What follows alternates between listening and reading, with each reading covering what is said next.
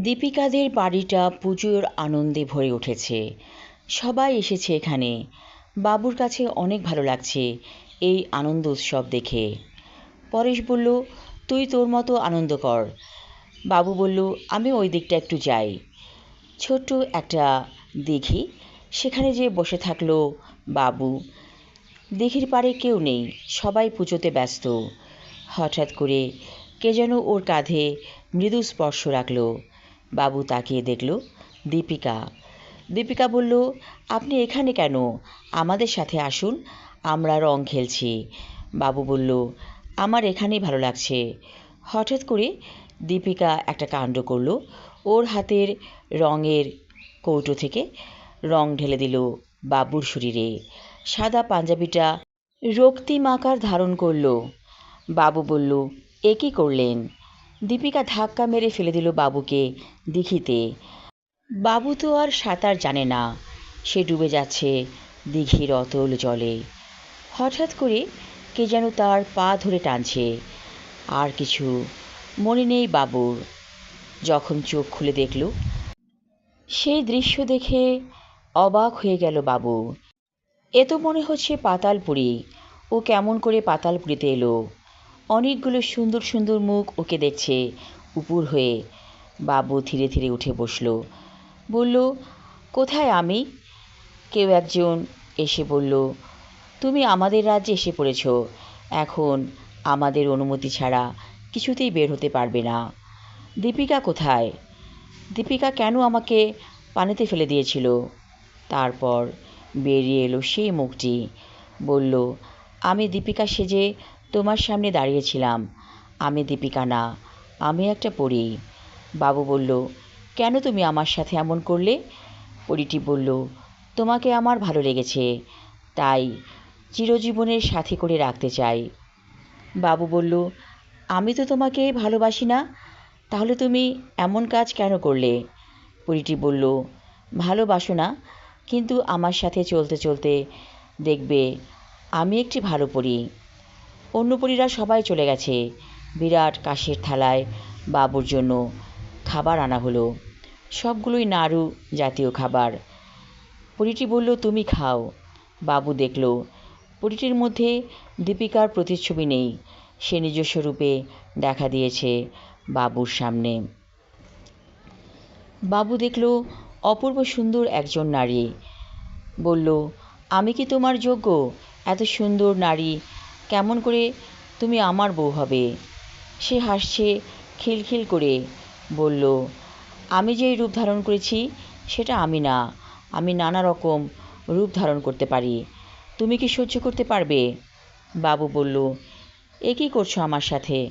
আমার খেতে পেয়েছে, আমি খাবার খাবো। পরীটি বলল, তোমার জন্যই তো খাবার এনেছি, খাও, তোমার যা খুশি তাই। তখন বাবু তৃপ্তি সহকারে খেতে লাগলো। তারপর সেই পরী ওকে এমন একটা পানীয় খাওয়ালো, যেই পানীয় এ জীবনে কোনোদিন সে খায়নি। বলল, এত মজার পানীয়, কী দিয়ে এটা তৈরি?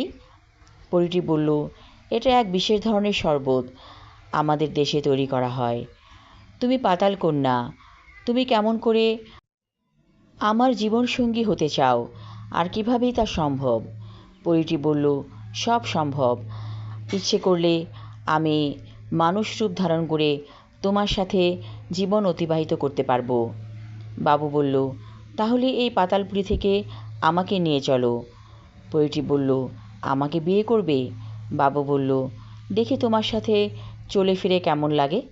আচ্ছা, ওরা তো আমার জন্য অপেক্ষা করছে, আমি অনেকক্ষণ অজ্ঞান অবস্থায় ছিলাম। পরীটি হাসছে মিটিমিটি। বলল, কেউ তোমার জন্য অপেক্ষা করছে না, আমি আরেকজন বাবু বানিয়ে তাদের সঙ্গে রেখে দিয়েছি। কি বলো? আমার প্রতিচ্ছবি? হ্যাঁ, সে তাদের সাথে আছে। ও একটা জিন, তোমার রূপ ধারণ করে ওদের সাথেই আছে। বাবু বলল, যাক, নিশ্চিন্ত হওয়া গেল। পুজো কবে শেষ হবে? পরীটি বলল, কালই পুজো শেষ। তার মানে তোমরা ফিরে যাচ্ছ তার পরের দিন। বাবু বলল, প্লিজ আমাকে দিয়ে আসো তো পরেশদের বাড়িতে। পরীটি বলল, তুমি চোখ বন্ধ করো। বাবু চোখ বন্ধ করতেই একটা অন্যরকম অনুভূতিতে সারা শরীরটা ভরে গেল ওর। কতক্ষণ বাবু চোখ বন্ধ করেছিল জানে না। চোখ মেলে দেখল ধবধবে সুন্দর বিছানায় শুয়ে আছে। এই রুমে বাবুদেরকে থাকতে দেয়া হয়েছিল, অর্থাৎ চিলেকোঠার রুম। বাবু উঠে বসল। দেখল পরেশ চা নিয়ে এসেছে। দোস্ত চা খা, অনেক ঘুমিয়েছিস। বাবু উঠে বলল, হ্যাঁ আমার চা খেতে হবে। চা খেতে খেতে পরেশ বলল, আমরা আগামীকাল চলে যাচ্ছি। দীপিকা তোর জন্য মন খারাপ করে বসে আছে। আমার মনে হয় এই বোনটা তোকে ভালোবেসে ফেলেছে। বাবু বলল, ভালোবাসলে কি হবে? তোরা হচ্ছিস অন্য ধর্মের মানুষ, এই ভালোবাসা তো পূর্ণতা পাবে না। এমন সময় দীপিকা এলো সে ঘরে, ওর হাতে চায়ের কাপ।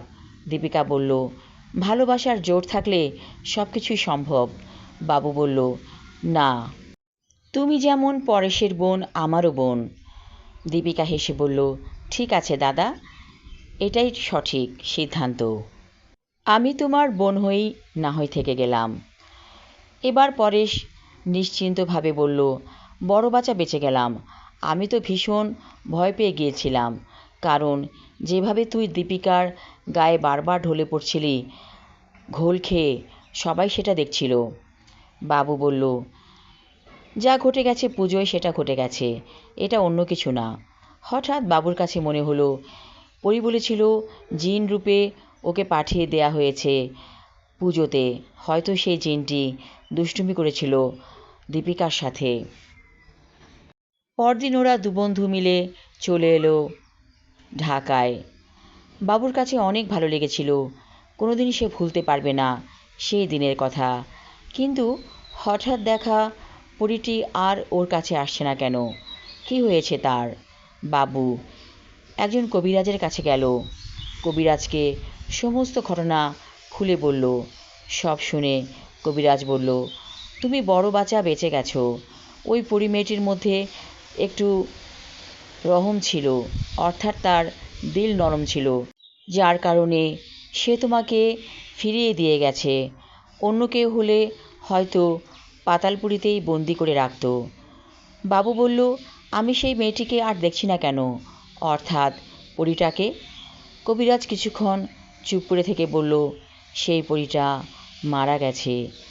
বাবু বলল, কেন, কি করে মারা গেল? কবিরাজ বলল, হয়তো সে অন্য কাউকে ডিস্টার্ব করছিল, সেই তাকে বান মেরে মেরে ফেলেছে। বাবুর মনটা সত্যিই খারাপ হয়ে গেল। হঠাৎ দেখা সেই পরীটির মুখ। বাবু কি কোনো দিন ভুলতে পারবে? আমি আমার লেখা ছোট গল্প হঠাৎ দেখা পর্ব 2 এবং শেষ পর্ব পড়লাম। আশা রাখছি সবার ভালো লাগবে। ধন্যবাদ।